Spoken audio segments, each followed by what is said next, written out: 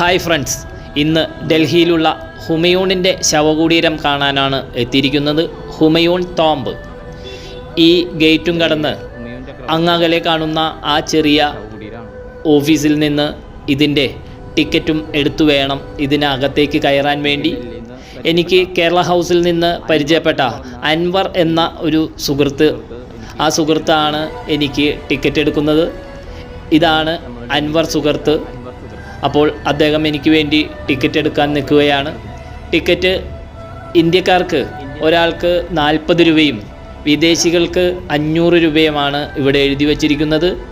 ഇവിടെ നിന്ന് എൻ്റെ ക്യാമറ കണ്ടപ്പോൾ സെക്യൂരിറ്റി പറഞ്ഞു വീഡിയോ ഉള്ളിൽ അലൗഡ് അല്ല എന്ന്. അങ്ങനെ ഞങ്ങൾ ഇവിടുത്തെ സെക്യൂരിറ്റി പരിശോധനയൊക്കെ കഴിഞ്ഞ് അകത്തേക്ക് കടക്കാനുള്ള തയ്യാറെടുപ്പിലാണ്. എന്നിരുന്നാലും ഇവിടെയൊക്കെ ഒന്ന് വീഡിയോ എടുത്തതിന് ശേഷം വീഡിയോ ഓഫാക്കി വെച്ച് ഞാൻ വീണ്ടും ഇതിൻ്റെ അകത്തേക്ക് കടക്കുകയാണ്. ഇവിടെ വീഡിയോ ഓഫാക്കിയാലും അകത്തെല്ലാവരും തന്നെ മറ്റുള്ളവരും വീഡിയോ ഓൺ ചെയ്യുന്നത് കണ്ടപ്പോൾ ഞാനും ഓൺ ചെയ്തു. അങ്ങനെ ഹുമയൂണിൻ്റെ ടോംബിലേക്കുള്ള ടിക്കറ്റും എടുത്ത് അതിൻ്റെ പ്രവേശന കവാടത്തിലേക്ക് നടക്കുകയാണ്. ചെറിയ ഒരു പുല്ലൊക്കെ പിടിപ്പിച്ചിട്ടുള്ള ചെറിയ ഒരു ഉദ്യാനത്തിൻ്റെ നടുവിലൂടെയാണ്, കല്ലൊക്കെ പാകിയ ഉദ്യാനത്തിൻ്റെ നടുവിലൂടെയാണ് ഞങ്ങൾ ഹുമയൂൺ ടോംബിലേക്ക് പോകുന്നത്. അൻവർ സുഹൃത്ത് എനിക്ക് വഴികാട്ടിയായി മുന്നിൽ തന്നെ പോകുന്നുണ്ട്. നല്ല ഉച്ച സമയമാണ്, വെയിലൊക്കെ അത്യാവശ്യമുണ്ട്. അന്നത്തെ കാലത്തെ മതിലാണിത്. ഇവിടെ ആയിരുന്നിരിക്കാം അവിടുത്തെ ഗേറ്റ് ഉണ്ടായിരുന്നത്, നശിച്ചു പോയതായിരിക്കാം. ആ കല്ലുകെട്ടൊക്കെ കണ്ടറിയാം, അന്നത്തെ വലിയ മതിലിൻ്റെ കല്ലുകെട്ടാണ്. ഈ പാതയുടെ ഇരുവശത്തും വെട്ടിയൊതുക്കി നിർത്തിയ നല്ല ചെടികളും അതുപോലെ പുല്ലൊക്കെ പിടിപ്പിച്ച നല്ല ഉദ്യാനത്തിൻ്റെ നടുവിലൂടെ അങ്ങകലെ കാണുന്ന ഈ പ്രവേശന കവാടം കടന്നു വേണം നമുക്ക് അകത്തേക്ക് കടക്കാൻ. ഈ കാണുന്ന കവാടത്തിന് മറ്റ് സ്മാരകങ്ങളുടെ കവാടത്തിൽ നിന്ന് തീർത്തും വ്യത്യസ്തമായാണ് എനിക്ക് തോന്നിയത്.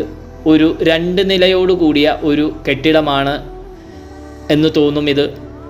ഇതാകെ പെയിൻ്റെല്ലാം പോയി, ചിലയിടങ്ങളിൽ അങ്ങിങ്ങായി പൊട്ടിയൊക്കെ പോയിരിക്കുന്നു. ആർക്കിയോളജിക് വകുപ്പ് ഇത് പുനരുദ്ധാരണത്തിന് തുടക്കം കുറിച്ചിട്ടുണ്ട്. അവിടെ ഇവിടെയെല്ലാം മറച്ചു വെച്ച് പണിയൊക്കെ നടക്കുന്നുണ്ട്.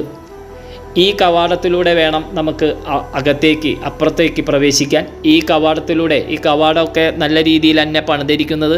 പക്ഷേ ഇവിടെയെല്ലാം ഞാൻ നേരത്തെ പറഞ്ഞതുപോലെ പെയിൻ്റൊക്കെ പോയി പൊളിഞ്ഞിട്ടുണ്ട്. ഇതിന് വലിയ വാതിലുകളെല്ലാം വെച്ചിട്ടുണ്ട്. ഈ കവാടത്തിലൂടെ അകത്തേക്ക് പ്രവേശിച്ചാൽ വലിയ മരങ്ങളൊക്കെ വെച്ച് പിടിപ്പിച്ച് തണലൊക്കെ ഉള്ള ഈ 4 സൈഡിലേക്കും നീണ്ടുകിടക്കുന്ന മനോഹരമായ കല്ലുപാകിയ പാതയും പാതയ്ക്ക് ഇരുവശവും വെട്ടിയൊതുക്കിയ ചെടികളുമായി പച്ചപ്പ് നിറഞ്ഞ ഒരു ഉദ്യാനമാണ് നമ്മളെ സ്വീകരിക്കുന്നത്. ഉദ്യാനത്തിന് തണലേകി തഴച്ചു വളർന്നു നിൽക്കുന്ന ധാരാളം മരങ്ങളും ഈ കാണുന്നത് പോലെ നമുക്ക് കാണാൻ പറ്റും. ഈ കല്ലുപാകിയ പാതയെ ചെന്നെത്തുന്നത് ഹുമയൂണിൻ്റെ ശവകുടീരത്തിലേക്കുള്ള പ്രധാന പ്രവേശന കവാടത്തിലേക്കാണ്. ഇവിടെ ഈ ചുവന്ന ശിലാഫലകത്തിൽ ഹുമയൂണിൻ്റെ ഈ ടോംബിനെ പറ്റി ഇവിടെ വരുന്ന യാത്രക്കാർക്ക് അത്യാവശ്യം മനസ്സിലാവുന്ന കാര്യങ്ങളെല്ലാം അവിടെ എഴുതി വച്ചിട്ടുണ്ട്. അങ്ങകലെയായി കാണുന്നതാണ് ഹുമയൂൺ ടോംബ്. ഇവിടെ ഉദ്യാനം വെട്ടിയൊതുക്കിയ ചെടികളും വിശാലമായ പുൽത്തകിടിയും എല്ലാം തന്നെ സഞ്ചാരികളെ ആകർഷിക്കും. ചുവന്ന സാൻഡ് സ്റ്റോൺ കൊണ്ട് നിർമ്മിക്കപ്പെട്ട ചാർബാഗ് ശൈലിയിലുള്ള ഒരു നിർമ്മിതിയാണിത്, ഈ ഉദ്യാനം. ഇനി ഇതിൻ്റെ അകത്തേക്കാണ് നമുക്ക് പോകേണ്ടത്. ഇവിടെ നടപ്പാതയുടെ നടുക്കായി ഒരു വാട്ടർ ഫൗണ്ടനും ഉണ്ട്. എൻ്റെ സുഹൃത്ത് അൻവർ മുന്നേ തന്നെ വഴികാട്ടിയായി നമ്മുടെ മുന്നേ തന്നെയുണ്ട്. വാട്ടർ ഫൗണ്ടനെല്ലാം ഞങ്ങൾ കണ്ട് വീണ്ടും ഇതിൻ്റെ അകത്തേക്ക് പ്രവേശിക്കുന്ന ആ പ്രവേശന കവാടത്തിനകത്തേക്കാണ് പോകുന്നത്. ഇനി ഇതിൻ്റെ അകത്തേക്കാണ് ഞങ്ങൾക്ക് പോകേണ്ടത്. ഒരു തടിയിൽ തീർത്ത കമാനവും കടന്ന് പടികയിൽ കയറി വേണം. മുകൾ നിലയിലാണ് ഹുമയൂണിൻ്റെ ശവകുടീരം സ്ഥിതി ചെയ്യുന്നത്. ഹുമയൂണിൻ്റെ ഭാര്യമാരുടെയും പിന്നീട് രാജകുടുംബത്തിലെ മറ്റു പ്രമുഖരുടെയും ശവകുടീരങ്ങൾ എല്ലാം തന്നെ ഇവിടെയുണ്ട്. 150ഓളം മുഗൾ കുടുംബാംഗങ്ങളെ ഇവിടെ സംസ്കരിച്ചിരിക്കുന്നു.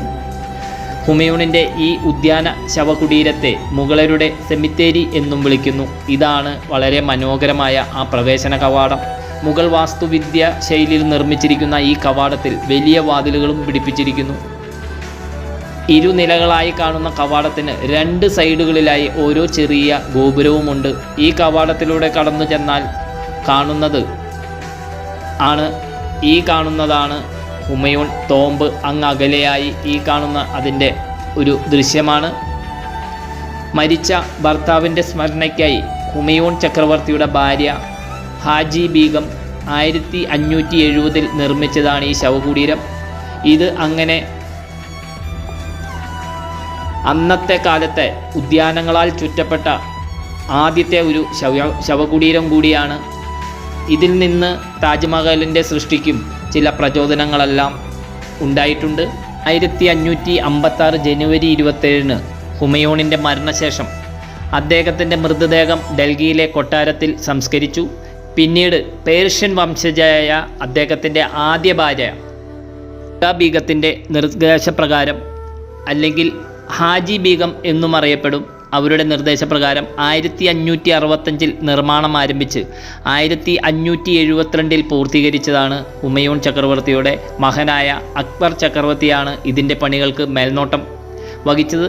അന്ന് ഇതിൻ്റെ നിർമ്മാണത്തിന് 15 ലക്ഷം രൂപ ചെലവായതായി കണക്കാക്കുന്നു. ഇന്ത്യയിലെ ആദ്യത്തെ മുഗൾ ശവകുടീരം ആണ് ഈ കാണുന്ന ഹുമയൂണിൻ്റെ ശവകുടീരം. തുടർന്ന് നിർമ്മിച്ച താജ്മഹൽ ശവകുടീരം ഉൾപ്പെടെ പല സ്മാരകങ്ങളും ഇതിന് പ്രചോദനമായി സ്വാധീനം ചെലുത്തി എന്നു പറയുന്നു. 30 ഏക്കറിൽ ഡൽഹിയുടെ നഗരഹൃദയത്തിൽ വ്യാപിച്ചു കിടക്കുന്ന പൂന്തോട്ടത്തിൻ്റെ നടുവിലാണ് ഈ ശവകുടീരം സ്ഥിതി ചെയ്യുന്നത്.